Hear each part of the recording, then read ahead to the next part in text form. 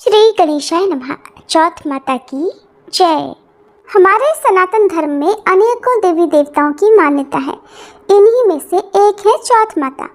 मान्यताओं के अनुसार चौथ माता देवी पार्वती का ही एक रूप है जो विवाहित महिलाओं को अखंड सौभाग्य का आशीर्वाद देती है। कहते हैं इनकी पूजा करने से वैवाहिक जीवन की हर परेशानी दूर हो सकती है।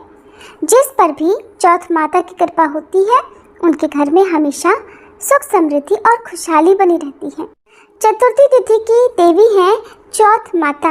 ऐसे में हर महीने की चतुर्थी तिथि पर चौथ माता की कथा पढ़ने या सुनने का भी नियम है। प्रिय भक्तजनों, आज की इस वीडियो में मैं आपको सुनाने जा रही हूँ चौथ माता की दुर्लभ और पौराणिक कथा, जिसे आप सभी भक्तजनों को पूरा अवश्य सुनना चाहिए, क्योंकि चौथ माता की कृपा से सभी दुख दूर हो जाते हैं और मनोकामनाएं भी पूर्ण होती हैं। अपनी अपनी मनोकामना को मन में रखकर आज इस कथा का श्रवण अवश्य कीजिएगा। प्राचीन कथा के अनुसार एक बार एक सेठ सेठानी थे। उनके एक बेटा और बहू भी थे। बहू सबको भोजन कराकर फिर स्वयं भोजन करा करती। उनकी एक पड़ोसन ऐसी भी थी जो रोज बहू से पूछती कि बहू आज क्या बनाया खाया है। बहू कहती ठंडो बासी। एक दिन उसके पति ने ऐसा सुनकर विचार किया कि आज तो पकवान बनाए जाएं, फिर देखें मेरी पत्नी क्या कहती है। उसने तरह तरह के पकवान बनवाए और घर के सभी लोगों ने एक साथ बैठकर भोजन किया। आज भी पड़ोसन ने पूछा तो बहू ने वही कहा, ठंडो बासी। सेठ के लड़के ने सोचा हो ना हो कोई बात जरूर है जिस कारण मेरी पत्नी ऐसा कहती है। फिर उसने अपनी पत्नी से पूछा, तुम रोज ठंडो बासी खाया ऐसा क्यों कहती हो, जबकि हम सब ने तो एक साथ बैठकर कई तरह के पकवान खाए थे। तब उसकी पत्नी बोली, हम सब जो खा रहे हैं वह हमारे बाप दादाओं की कमाई है। जिस दिन आप कमा कर लाओगे उस दिन मैं समझूंगी कि हम ताजा भोजन कर रहे हैं। सेठ के लड़के ने इस बात पर खूब विचार किया। फिर एक दिन अपनी माँ से बोला, माँ मैं एक बड़े शहर में पैसे कमाने जा रहा हूँ। माँ बोली, बेटा हमारे पास तो इतना धन है कि खाए नहीं खाया जाएगा। माँ के मना करने पर भी बेटे ने खुद कमाने का निश्चय कर लिया और जाते समय अपनी पत्नी से बोला कि मैं जब तक कमाकर बहुत सारा धन लेकर वापस ना लौटा हूँ तुम चूल्हे की आग मत बुझने देना। और फिर एक दिन चूल्हे की आग बुझ गई। तब वह मनी मन घबराने लगी, कहीं मेरे पति पर कोई संकट तो नहीं आ पड़ा। जल्दी से पड़ोस में से आग लाकर चूल्हे में रख दूं, ऐसा सोचकर वह पड़ोस में गई। वहाँ पड़ोसन चौथ माता का व्रत पूजन कर रही थी। पड़ोसन ने कहा, बहन थोड़ी देर में आकर ले जाना। बहू ने पड़ोसन से पूछा कि आप ये व्रत क्यों करती हो, इससे क्या मिलता है। पड़ोसन बोली, चौथ माता के इस व्रत को करने से अन्न लक्ष्मी मिले और अपनी मनोकामना भी पूरी होती है। अब बहू भी चौथ माता का व्रत करने लगी। दीवार पर चौथ माता बनाई और उस दिन घी गुड़ का चूरमा बनाकर रात को चंद्रमा को अर्घ्य देकर भोजन करती। ऐसा करते करते उसे बहुत दिन बीत गए। उधर चौथ माता ने बहू के पति को सपने में दर्शन दिए कि साहूकार के बेटे तू जाग रहा है कि सो रहा है, तेरी पत्नी तुझे बहुत याद कर रही है, जा घर जा और उसकी चिंता मिटा।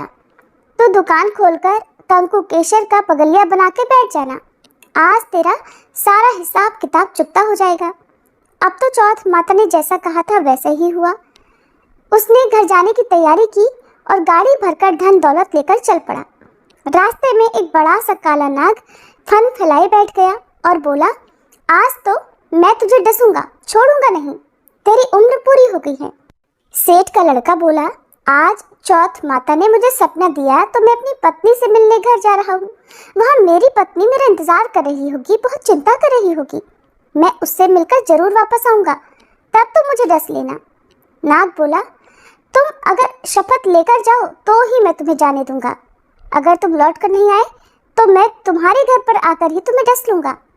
इस प्रकार साहूकार का वह बेटा सांप को वचन देकर अपने घर पहुंच गया। वहां सभी से हंसी खुशी से मिला और भोजन करके फिर एक कोने में उदास होकर बैठ गया। उसकी पत्नी ने उदासी का कारण पूछा तो पति ने काले नाग वाली बात बताते हुए कहा, अगर मैं उसके पास नहीं जाऊंगा तो वो घर आकर ही मुझे डस लेगा। पत्नी बहुत चतुर थी, बोली, आप घबराओ नहीं, लेट जाओ, मैं एक उपाय करती हूँ। पत्नी ने कमरे की 7 पैड़ी धोई। पहली पैड़ी पर रेत, दूसरी पर इत्र, तीसरी पर गुलाल फूल, चौथी पर कंकु केशर, पांचवी पर लड्डू पेड़ा, छठी पर गादी गलीचा और सातवीं पेड़ी पर दूध से भरकर कटोरा रख दिया। इस प्रकार वह सातों ही पैड़ी सजाकर बैठ गई। आधी रात होते ही वह नाग आकर पैड़ी चढ़ने लगा।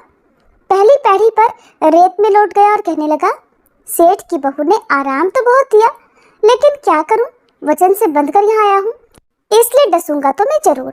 इस प्रकार सातों ही पैड़ियों पर वह नाग आराम करता हुआ और कहता कि डसूंगा जरूर कमरे में जाने ही वाला था कि चौथ माता ने विचार किया कि अगर मैं इसे नहीं बचाऊंगी तो संसार में धर्म कर्म और व्रत पूजन फिर कौन मानेगा।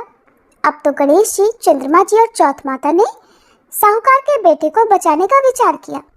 चंद्रमा जी ने उजाला कर दिया, चौथ माता ढाल बन गई और गणेश जी ने तलवार लेकर नाग को मार दिया और ढाल से ढक दिया। बहू भी थकी हारी सो गई। दिन हुआ तो लोग बेटे से मिलने आए, परंतु बेटा बहू तो उठे ही नहीं थे। बहुत देर हो गई तो माँ उन्हें उठाने के लिए गई। माँ ने सातों पैड़ियों पर जो कुछ देखा तो बहुत घबराई और जोर से बेटे बहू को आवाज़ लगाई। बेटा बहू उठे तो देखा कि एक ढाल तलवार वहाँ पड़ी है। अब ढाल उठाई तो वही काला नाग मरा हुआ पड़ा है। बेटा बहू ने सोचा कि आज तो धर्म कर्म ही आड़े आए, जब भगवान श्री गणेश और चौथ माता ने हमारी रक्षा की। हे चौथ माता, आपने जैसे सेठ के बेटे बहू की रक्षा की, वैसे सब की रक्षा करना। प्रेम से बोलिए चौथ माता की जय। ये थी आज की कथा। अगर आपको अच्छी लगी हो तो वीडियो को लाइक और चैनल को सब्सक्राइब नहीं किया तो जरूर कर लीजिएगा, ताकि इसी तरह की कथाएं आप हमारे चैनल पर हर दिन सुन सकें।